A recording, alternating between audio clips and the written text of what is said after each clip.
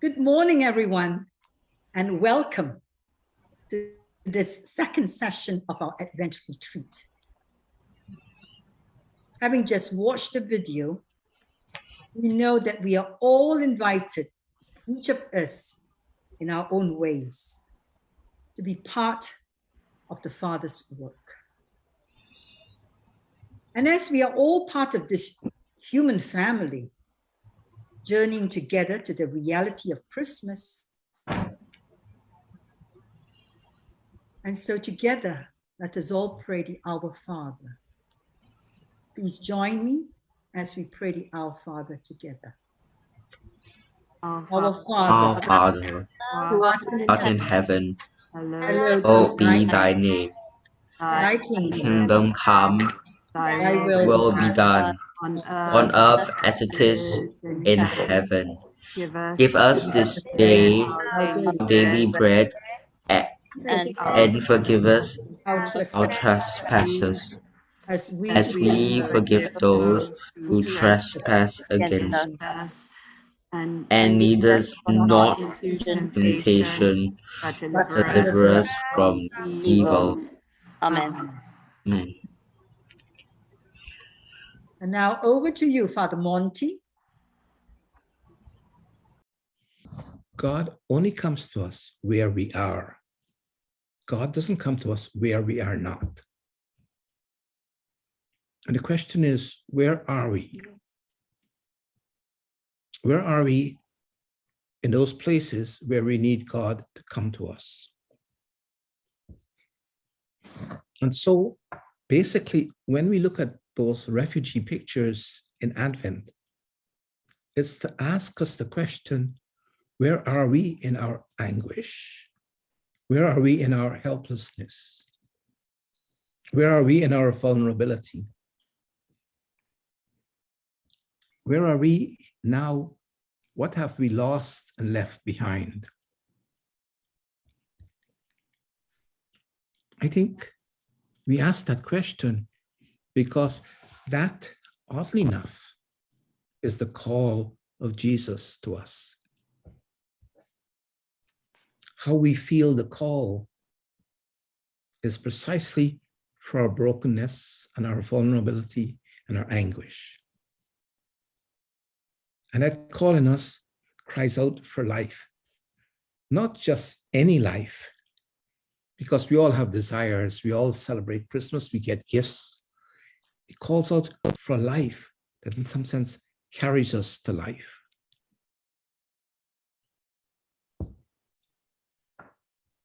When I was reflecting on my presentation last week, I thought, you know, Williams, one of the things you don't do is you don't talk with the scriptures a lot. So this time I would talk with the scriptures. I don't know what you think of Mary, the mother of Jesus. But the question I often have of Mary, the mother of Jesus, is what was it in her that so cried out for life, that she allowed God to enter into her life? I think, imagine being a woman in an occupied country, in a very vulnerable place where you don't have many rights. You're completely controlled. You have a woman who desires life, a young woman. And she's already caught up in a whole set of structures that, in some sense, put her in her place. We don't know how she responds to this. But what we do know is she says yes. And because she says yes, she brings the gift of life into the world. I think if out of our vulnerability and our weakness and our helplessness and our anguish, we to say yes, we open the door to bring life into the world.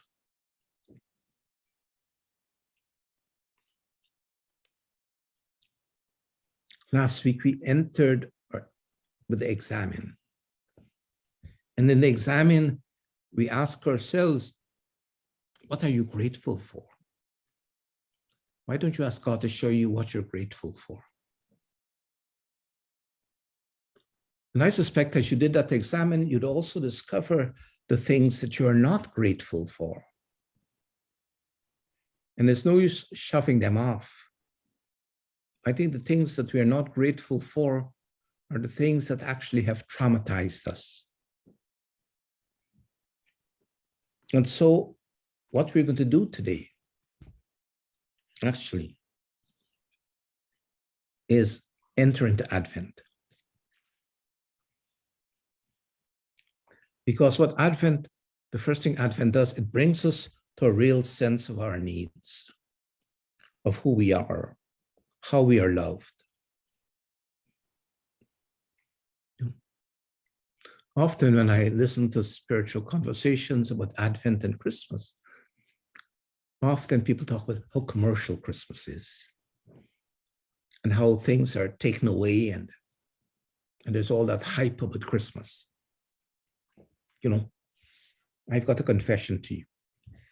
And my confession is, I don't mind the commerce, and I don't mind the glitter, and I don't mind all the excitement, and I don't mind all those crowds getting together and doing lots of things.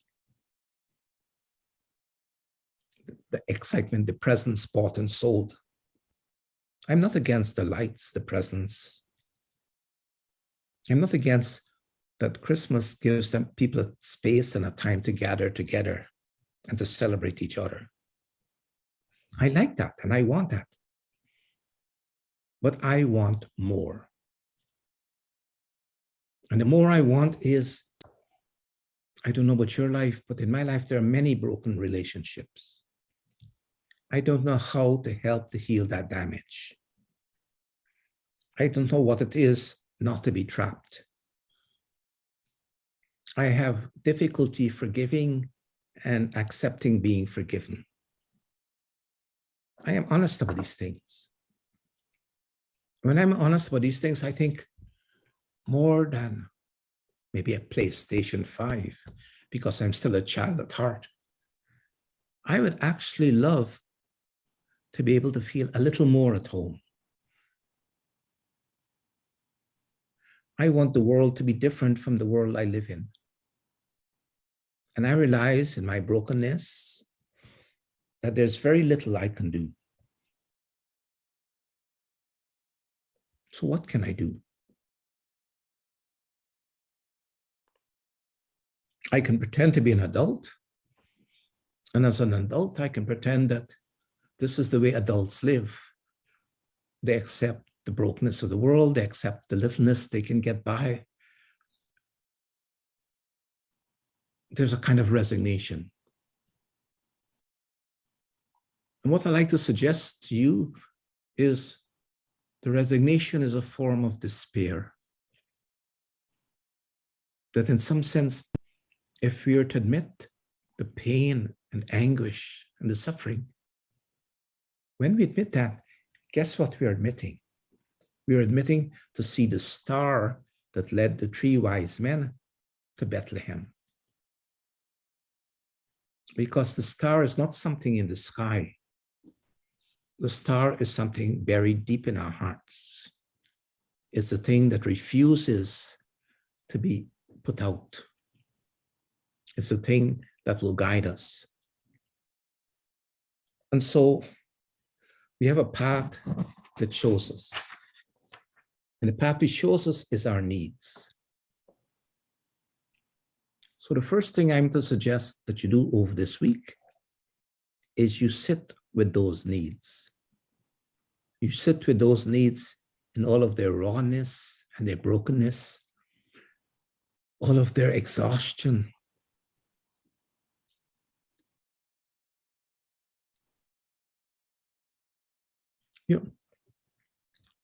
Often when we think of the parable of the Good Samaritan, we think of how good that Samaritan is. The outsider who's not like the priest or the Levite, who can't touch that brokenness, because if they do, they'll become corrupted.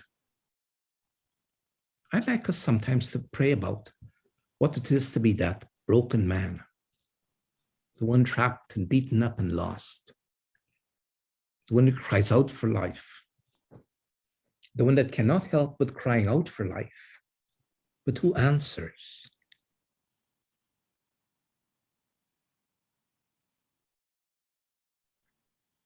When I was thinking about tonight's presentation, I must confess I had a certain amount of anxiety.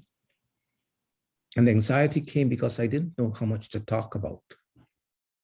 So I thought, oh, what the hell? And to talk about what I talk about, and there it is.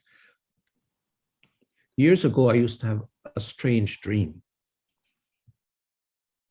And the strange dream was so strange that I was sometimes afraid to go to sleep because the dream would continue. And this was the dream. The dream was that when I went to sleep, I would wake up in a foreign country. And I'd wake up in a foreign country at the side of a road, at the corner of a road, without any clothes, without any money, not being able to speak the language. And that was all the dream was. And I was terrified of that dream because I was in a place that I had no control over. I couldn't do anything. And I didn't know what would happen. And this dream continued year after year after year,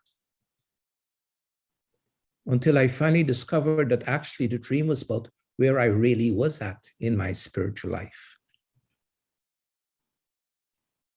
And I had to say, when I woke up in those dreams exhausted, I would say, that's where I'm at.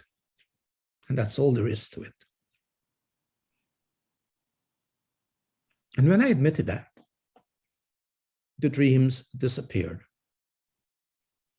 I think, oh, this is nice. But then I had a second set of dreams, which I would say continued to this day. And this day, I call them anxiety dreams. And anxiety dreams go something like this. I'd go to sleep, I'd wake up in a place I know, with people I know, and I have to go and buy something or get something for somebody. And I would turn a corner saying, I know how to get back to this place. And I would buy the thing, but when I turned to get back to the place, the situation had changed and I didn't know the way back. And the more I tried to find a way back, the more lost I became. And it would be terrifying because I thought, I know the way back. And I have what's called lucid dreams. I can sort of wake up in the dream and say things. But in these dreams, when I wake up, all I discover these days I can say is, I know I'm in a dream, but instead of panicking, I wait to see what the dream would give me. And what the dream would give me is a very strange thing. The dream would wake me up.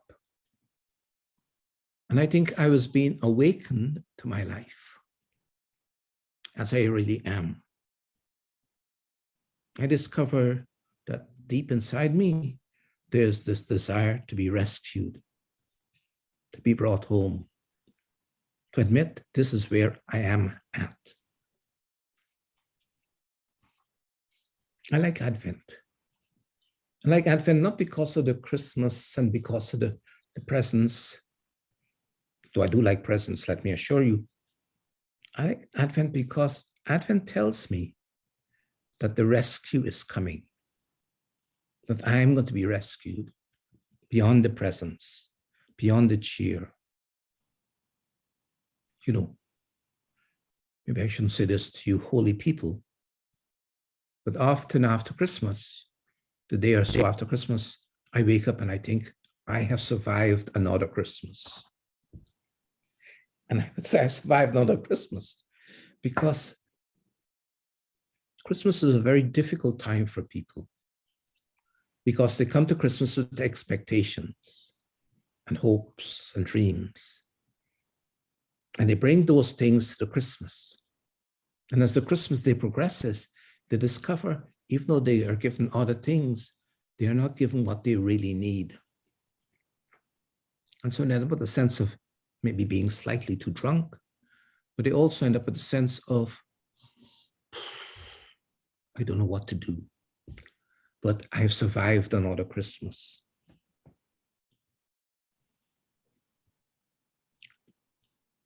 I think with Advent comes to do something very strange to us.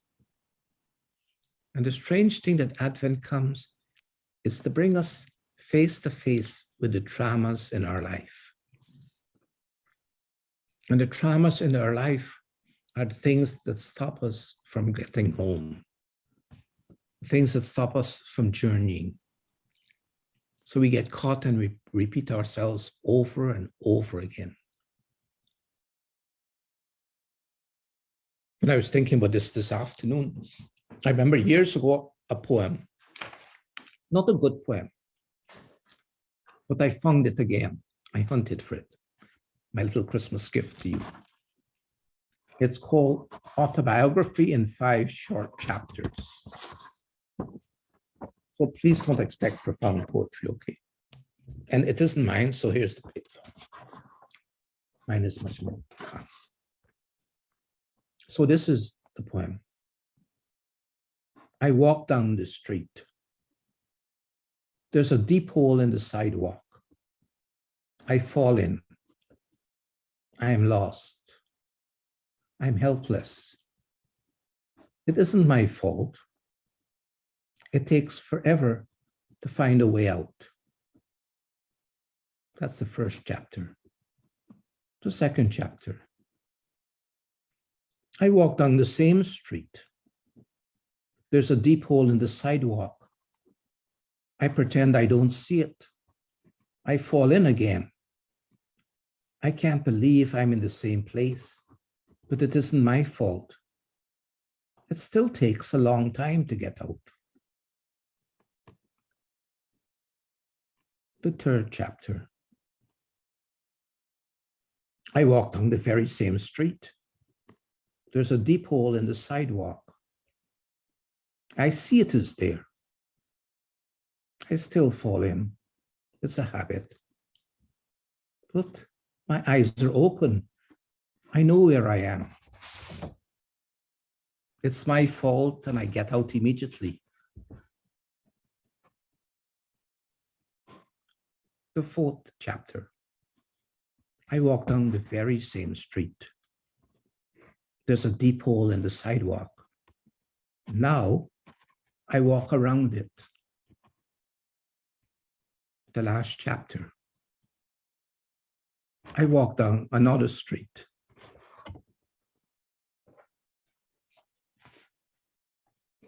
What is that poem talking about? That poem is talking about trauma. The poem is talking about how we are caught.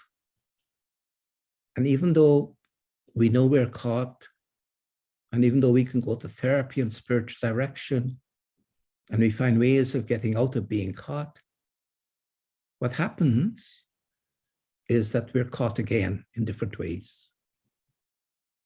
I say these things because in our caughtness, only God, Jesus, can come and rescue us.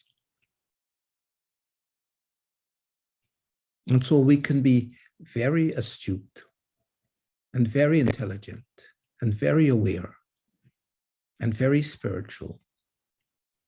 But if we're caught, we still need Christ. And that is why Christ comes. Christ comes and Christmas comes to remove trauma. Trauma is the way in which we are so caught that we cannot celebrate life.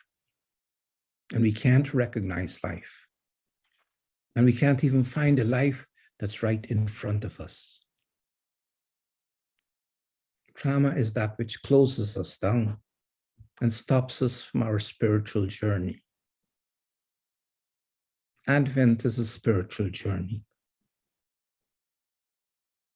But when we're traumatized, we can no longer see the star. That star that calls those three wise people to journey. And so tonight I also want to talk about those three wise people and Mary and Joseph. Because I want to think of Mary as a person living a good life. So of course she lives in occupied territory. Of course, she's caught by social conventions that deny her being what a woman should be. She accepts all of that. And then a strange thing happens. She has, as each of us has, the desire for life. And each of us is not born with that desire for life. Each of us is that desire for life. And when we admit that desire for life, we become attentive to what gives us life, and we are attentive to what doesn't give us life. And we become sometimes resigned to the compromises we have to live this life. I think Mary lived that compromise, but she lived with that desire. And so when, however, God spoke to her and asked her to live out of that desire, think what happened to her.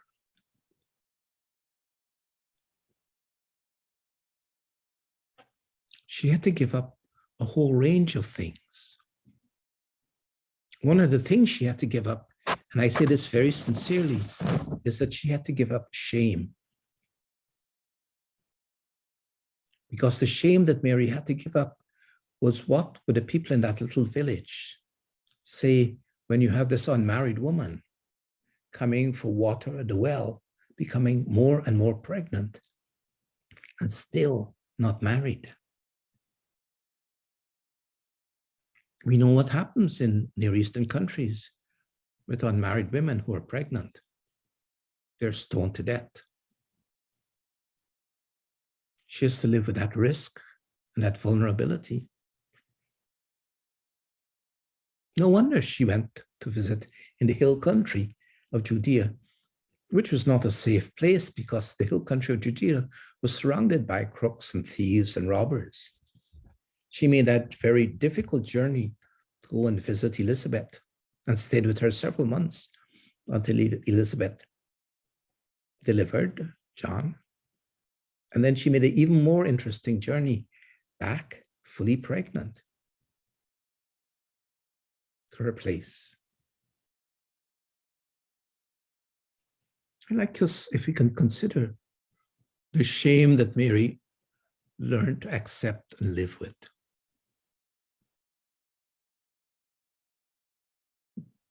And think of the strange conversations she might have had with Joseph. Because there's this good man who, I can joke about it, but this woman comes after the whole arrangements between families. And she says to this betrothed of her, I am pregnant.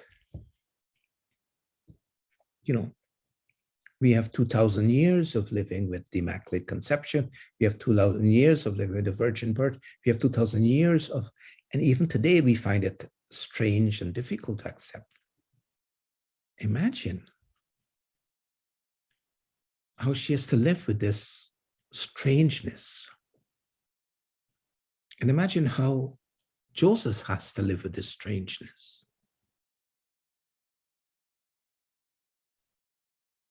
And think of the shame that he lives with when he says, I will still take this woman to be my wife.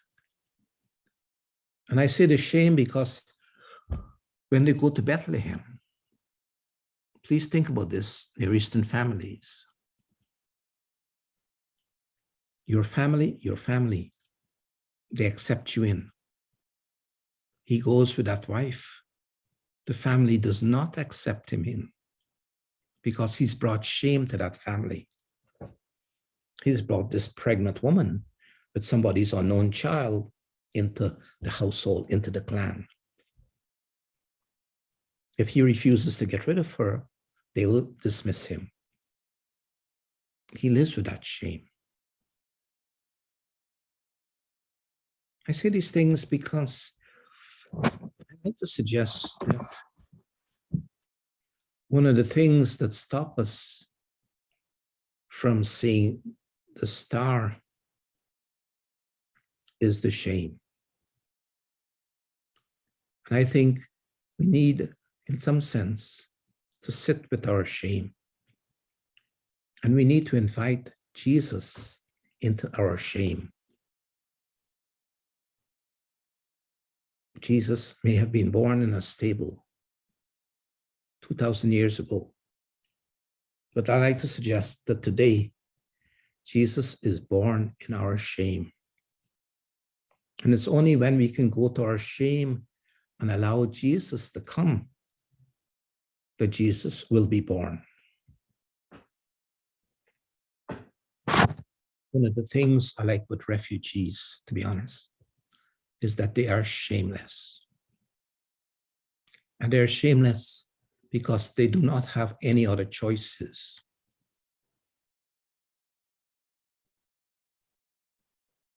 I told you about that woman I knew in Kuala Lumpur, a Muslim woman who worked for that Chinese, and they would eat pork and she would have to cook the pork. And when I said to her one day, how come you can cook pork for Chinese families and you're a Muslim? And she says, Father, I'm so poor, I don't have religion. I like to say that in our poverty, we go beyond religion to the source of religion. We go beyond religion to the life that promises to carry us beyond shame. I don't think it's an accident that when Christ is on the cross, he is shamed. It's a shameful thing to be flogged naked. Amen. To have your private parts exposed to the public, to be whipped. To be held in such a way that every time you breathe, the pressure's on your bowels, that you mess yourself and you pee yourself. Shame. I think what Jesus is showing is that he can live with that shame because beyond that shame is a love that says, I love you and shamelessly I'm to come to you. I say this because in Advent, we are invited to let God come into our shame because God is not a stranger to our shame.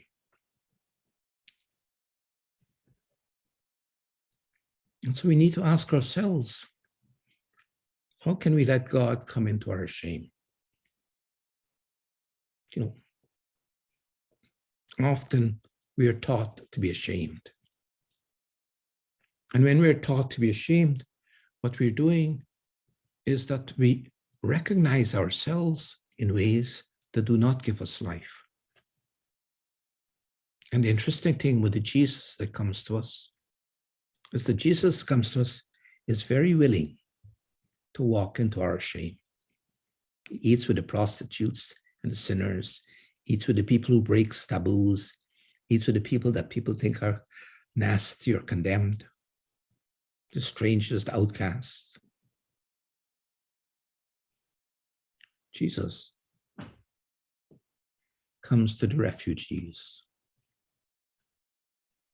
Jesus comes to the refugee in us.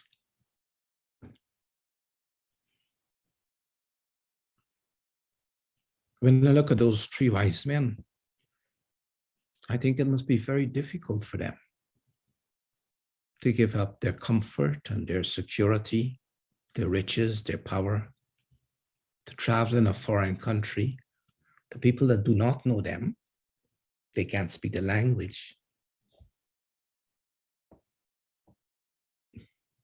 And what do they see? They don't see somebody rich and famous.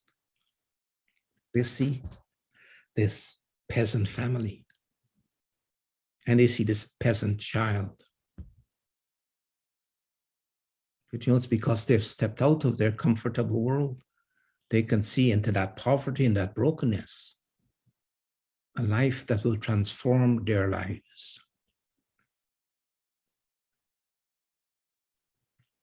I say these things because I didn't realize I was going to say all of these things in this Advent retreat. But I think Advent really is a time of walking past shame. I think, interestingly enough, how do we walk into and past shame?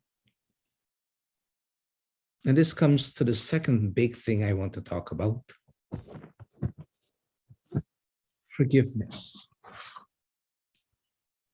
Often when we are shamed or ashamed, we think we cannot be forgiven.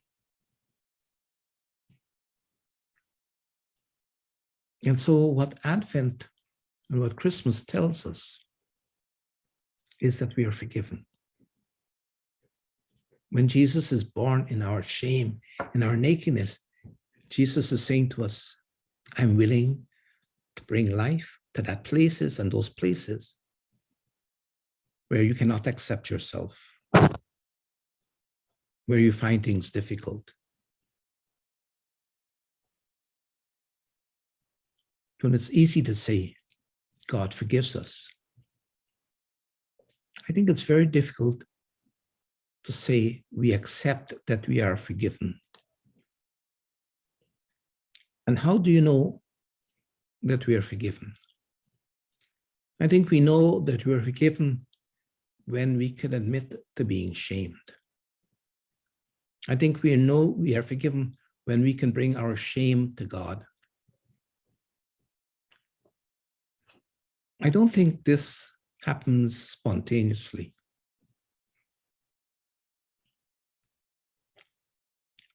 I think, and this is why Advent is a time of waiting.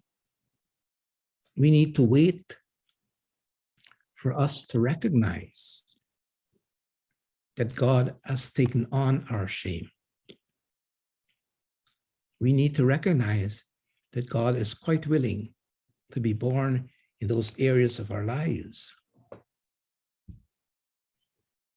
that we find difficult to admit or accept.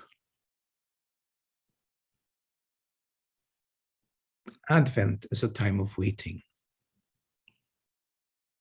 It isn't that we wait for God. Advent is a time when God waits for us. God waits for us to allow his Son to be born in us. You know, I would say this quite honestly.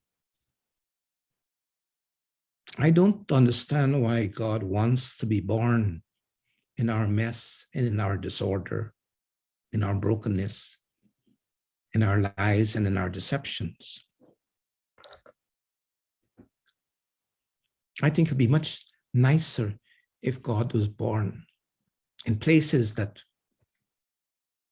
were more easily acceptable and accessible.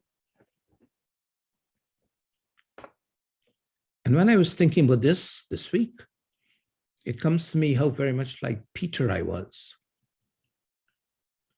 You know, I'm quite willing at times, if Jesus was to ask me, who do you think I am? To say, I honestly, truly believe that you are the beloved of the Father. And I honestly and truly believe that I love you. But like Peter, if Jesus was to say to me, you know, I have to go into the mess of your life. And I have to go into the brokenness of your life. I have to go into the brokenness of the lives of the people around us. And that is painful. I think, like Peter, I would say, that isn't the way to do it, Jesus. Really. You have the power. You can do something completely different. And I think Jesus would say to me what he said to Peter. He would say, "Get behind you, Satan." I think in Advent, we have to let God do what God desires to do. I think something interesting happens to us when we allow ourselves to face our shame. I think what we discover is a power and a resilience. We discover, oddly enough, an ability to dance. You know, when you look at those images of refugees, they have given up shame. They will stare down the border guards. They would risk everything they have in the most decrepit of boats. Yesterday, 35 of them tried to cross the British Channel in a rubber dinghy that people put in their swimming pools. They risk everything. I think there's a sense in which when we discover our dreadful need and our poverty, when we can give up shame, we discover something in us that's very Christ-like. We discover in us the journey Christ makes in us back to the Father. It's a journey that each of us, and only each of us, can make. I can't make it for you, and you can't make it for me. But I can say this: we can make it together. Beyond our own refugee status, there are energies in our life that are waiting to celebrate life. And the more we can celebrate that life, the more we become alive. We become alive in ways that we didn't expect. We become connected in ways that we didn't realize.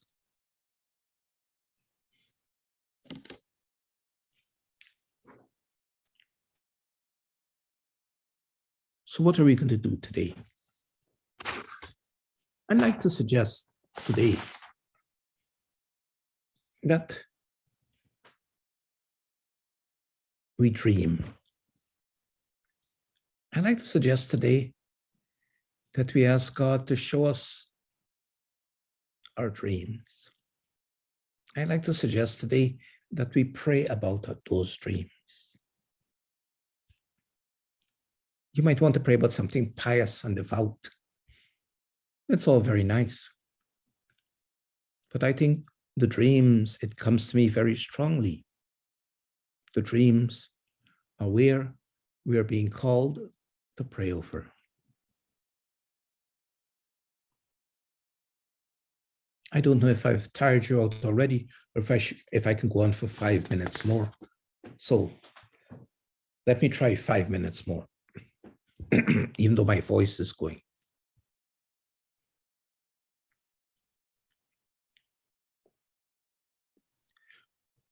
One of the theologians of the last century was trying to examine the way people are broken. And the way he tried to do it was by looking at the way their base feeling. Everybody has a base feeling. So he names 5 of them. He says, some of us has a base feeling of longing. We have a sense of being separated. I fall off the chair every so often. If I suddenly disappear, you'll know that God has called me to other things. God has a sense of humor. So although this sense of longing, we have a sense of being separated, of being abandoned, maybe even as children. You have a sense of being aliens. And I think when we pray in Advent, out of that, what we are praying for is for God to reveal God's self to us as coming home to us. So in our heart, there's a home that God desires to come to. So there's a reunion. So we can pray for that reunion. We can open our shame to being embraced and transformed. I can't do it for you. Therapy can't do it for you. The only thing that can do it for you, basically, is allowing God to come into your life. So that's one way of dealing with the shame. This is not a way of, for other people, they don't feel a sense of longing, they feel a sense of anger. They're angry at the world. They feel oppressed, controlled. And they feel that they're called to be warriors. And what they're looking for is somebody to fight alongside them, to be on the battlefield with them, to be on the front. They want to feel that the person fighting with them is taking their part, or they're taking that person's part. So in the midst of their shame, in the midst of that mess and anguish and everything, in the midst of them feeling dirtied and beaten up, in the midst of all of that, they refuse to give up. But they feel alone. And so what they're praying for is they're praying for that one to come to them. Another vision of Advent. They're praying for them that when that God comes to them and touches their life, they discover a new way of living, a new earth.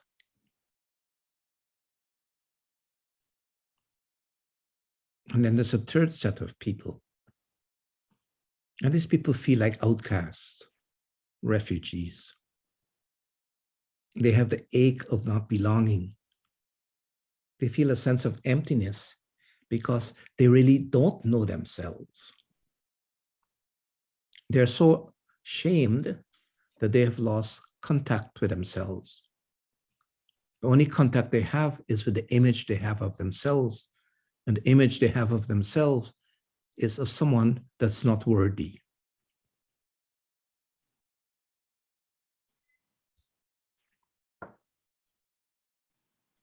And so as they pray their shame, what they're praying is in some sense for their emptiness to be filled, for them to experience love as an overflowing,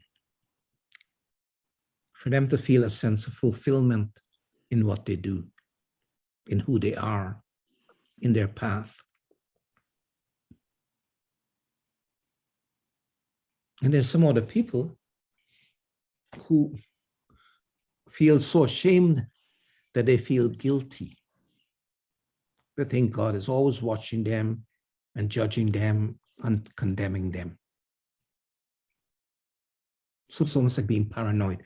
They think everything I do is wrong. Everything I do is not quite right. And so they have the sense of anxiety, the sense of actually being a fugitive from love. A sense that every time God sees them and looks at them in a disapproving manner. And that's why they need God to come into their shame. Because when God comes into their shame, they discover God is not disapproving of them. God, in some sense, is willing to enter into their shame, to go past their disapproval of themselves, to bring them to some sense of life. So they feel they belong. They feel they're part of the family.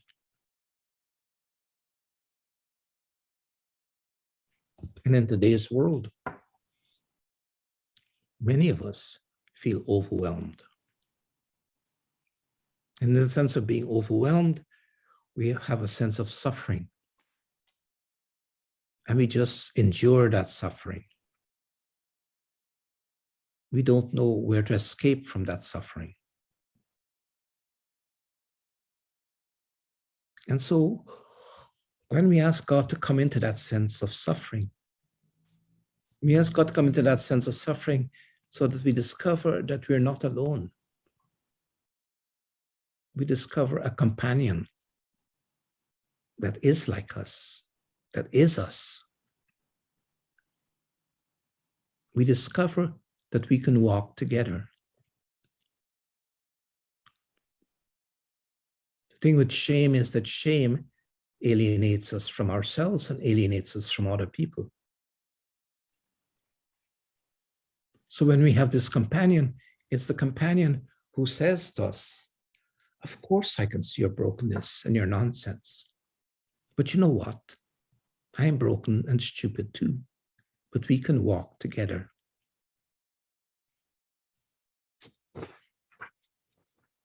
In 2000, I liked this story, and I'm noticing the time. There was a Paralympics. In the Paralympics, there were 5 little people, not so little, they had Down syndrome. And it was I think the 50-meter walk. And the clap went off, and 5 of them started off, and one of them fell down and started crying because the others were about 10 feet away. And they did a very interesting thing. They turned around and they saw him, and all 4 of them walked back and picked him up, and the 5 of them holding hands walked to the line together. I think, note, he was shamed. They entered into his shame. They decided, we will journey together. I tell you these things with Advent because Advent is a time when God desires to enter into our brokenness, into our shame, so that we can recognize ourselves in ways that we do not recognize ourselves before. You might think, I really know myself, but I can say this.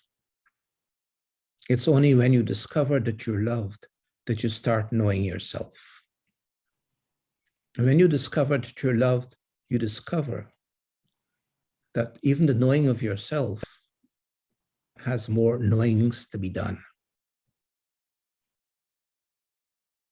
I'd like to suggest that this Advent, there's a knowing that's being given to us.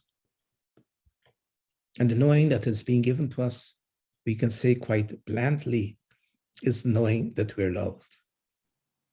But I think the knowing that's being given to us is knowing that in our brokenness and in our shame, there's a God waiting to be discovered.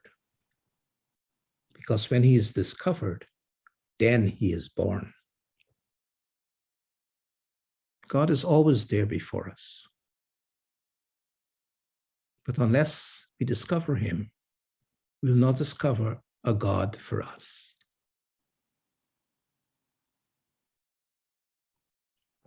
So this week, I'd like to suggest that you ask God to show you the things in your life that cry out for life, that you admit them. Not that you want to do something about them, but what you can do is let God come into those things.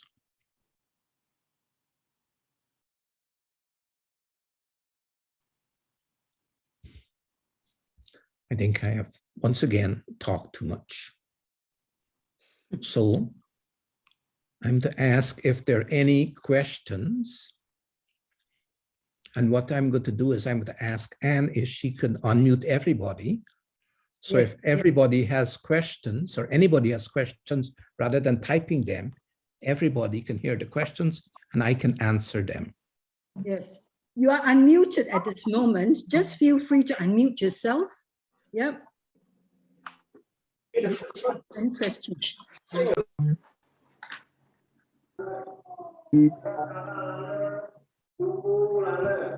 And if you're afraid of asking the question, you can always put it in the chat and I can look at it too.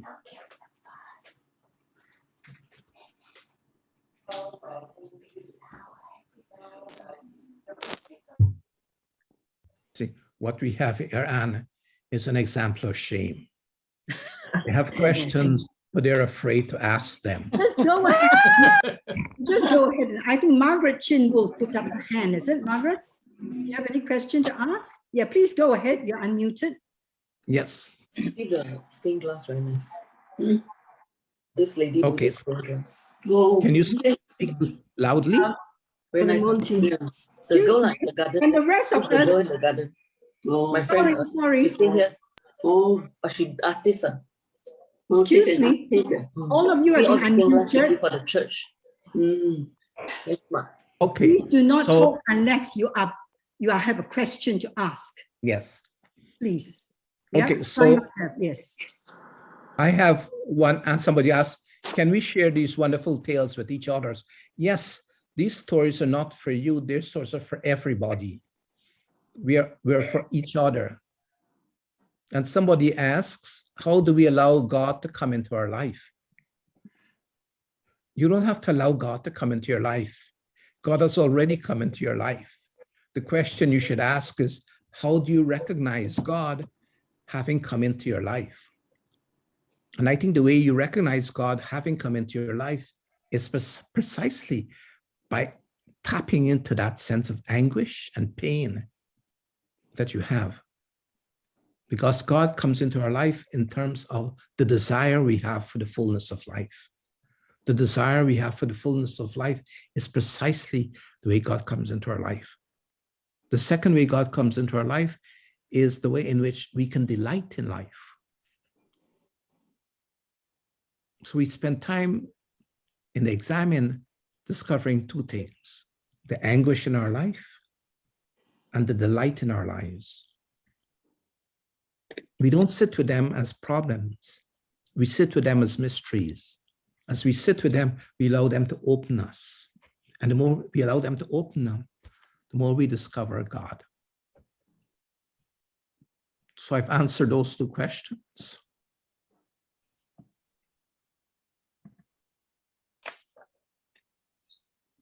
Father Monty, Yes. you mentioned the people who drowned in the channel. Yes, Margaret.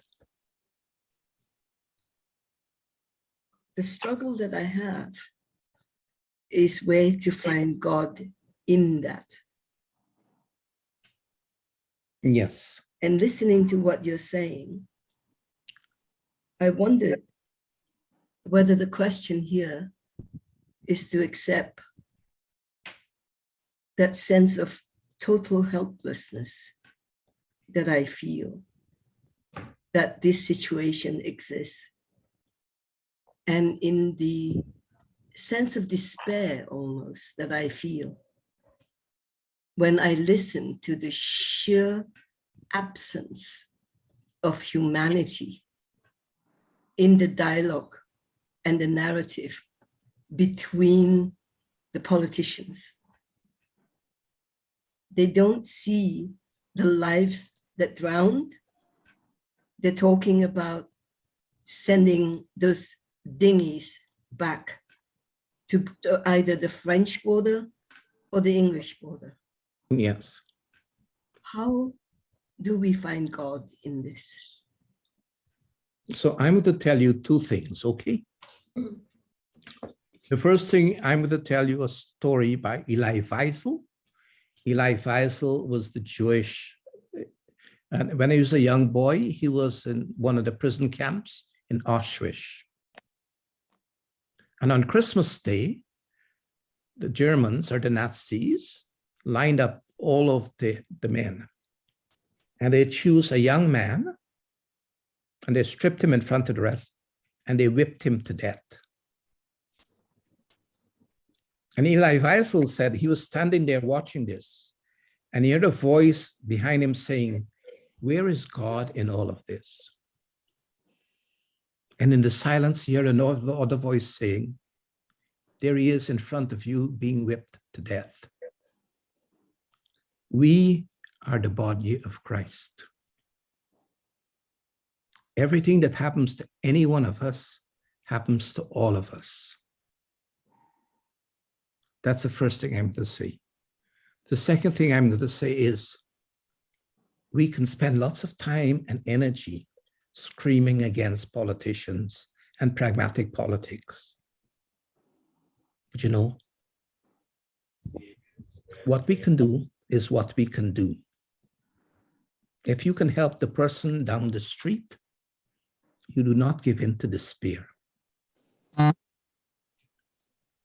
Dietrich Bonhoeffer, the German theologian, has a brilliant Christmas sermon. Dietrich Bonhoeffer was the one who was actually killed by the Nazis because he stood up against Hitler. And in the German tongue, there was lots of bombing. And he walked around the town the Christmas Eve, and he discovered, to his surprise, lots of Christmas creches. And in front one of two of them, he discovered people had lit candles. And he was astonished by this.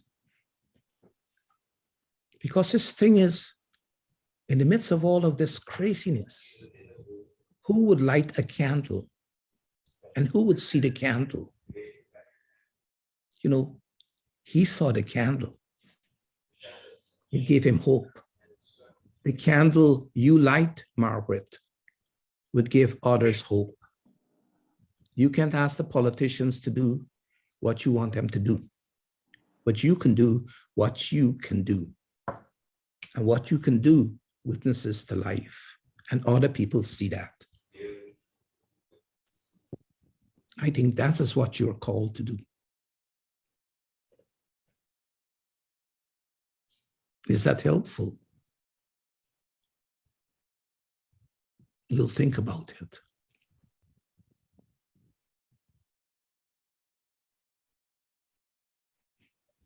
Yes. Can you hear me, Margaret? You're muted. Yeah, Margaret, you're muted. Can you unmute yourself? Margaret, can you please unmute yourself? Father is asking you, does he answer your question? Not allowed. Yep. No. Yeah, we can hear you. I can hear you now. Okay. Okay, it says the host is not allowing participants. Okay, but now I can hear you now. Yeah.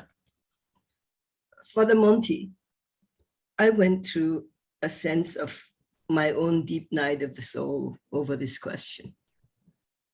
And I came to the same solution that you gave. Mm-hmm. And that is, I can't do anything. I can only do what I can do. And that's why I trained to be a coach. So I help one at a time. Yes. And that's all any of us can do. You know, when I read Jesus' story in the Gospels, Jesus doesn't do everything. He does very little, as a matter of fact. But the little he does transforms life. You don't know the good you do when you do the little you do. You don't know the people you touch. You don't know the sense of life you give yourself. You don't know how that sense of life that you give yourself touches others. But it's not enough.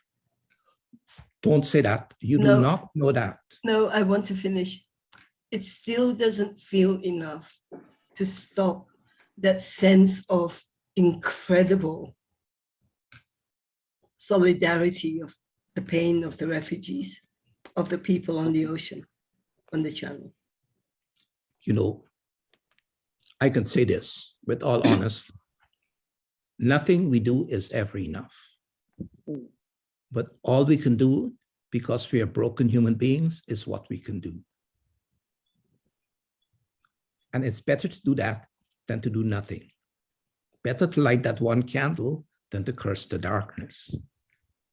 Better to light that one candle to scream against the politicians and the craziness of the world. If you do that, you give in to the evil spirits. Somebody asks, Yvonne, if you don't mind if I move on from you, Margaret, okay? Thank you. Ask, how can I forgive myself and love myself? I've done my best in everything, but it always seems I'm also not good in many areas. One of the big pains that we have is being perfectionists. I had a very strange spiritual director, my master novices. And he had a brilliant line that I keep to this day. He says, whatever you do is worth doing badly. And I think it's a brilliant line. Because it's better to do something badly than to do nothing at all. I can give a beggar on the street money that I don't have. But I can say to the beggar on the street, good morning, because saying good morning, I speak to that beggar as a human being. I can give what I can give, and I can only give that.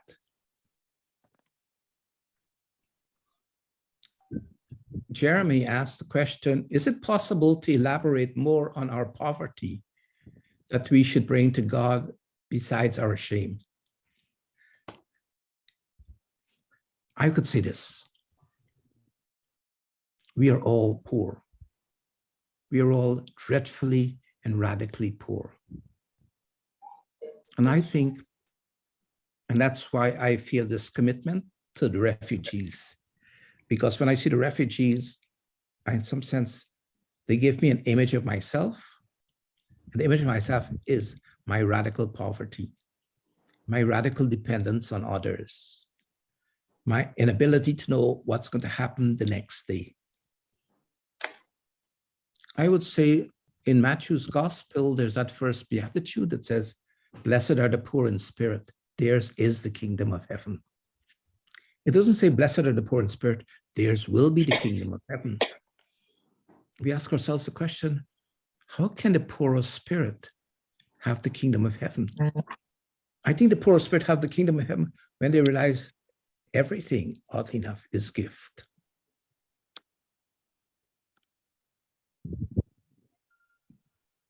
And so, for instance, tonight, I'm sitting here. I can sit in front of you all. And I think what a gift it is to be able to share something of the life that is given to me. What a gift it is to actually sit here and see your faces across the world. There's an incredible sense, I can say this, and I'm not putting it on, an incredible sense of community. And I think in this fragmented world, here I can have a sense of community with these people. I think that is, for me, a gift.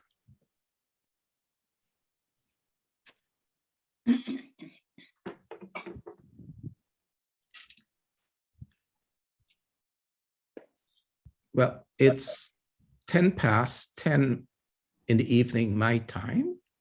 And so I wonder if maybe we can close, if I can ask Anne, if she can unmute everybody. Yeah.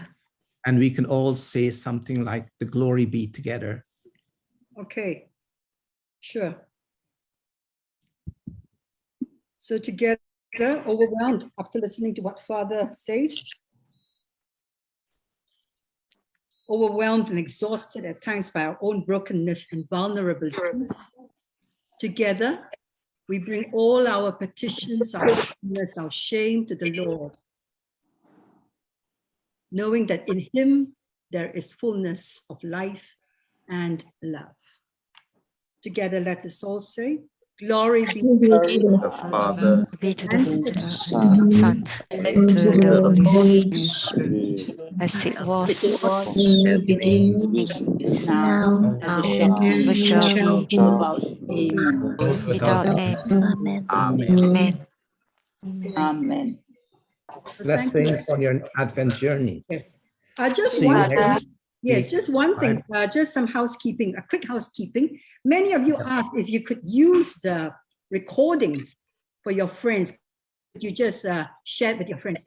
By all means, go ahead, because this recording is actually on the official YouTube of the Jesuit Refugee Services International, and it is being used all over the world. So please go ahead and use it. Yep, except please do not share the link to the Zoom. This is only reserved for those who have registered. Yep. Yeah. So next week we will try and do a prayer petition. So you might want to just reflect and see what you want to bring to the prayer for next week. Thank you, everyone. Thank you. Thank you. Thank you, Anne. Thank you. Thank you, Father. Thank you. My dear. By the way, do y'all realize that? Thank you, Father. By the way, do y'all realize over here we're in the morning, but over at Father Monty's place, it is 10:10 at night.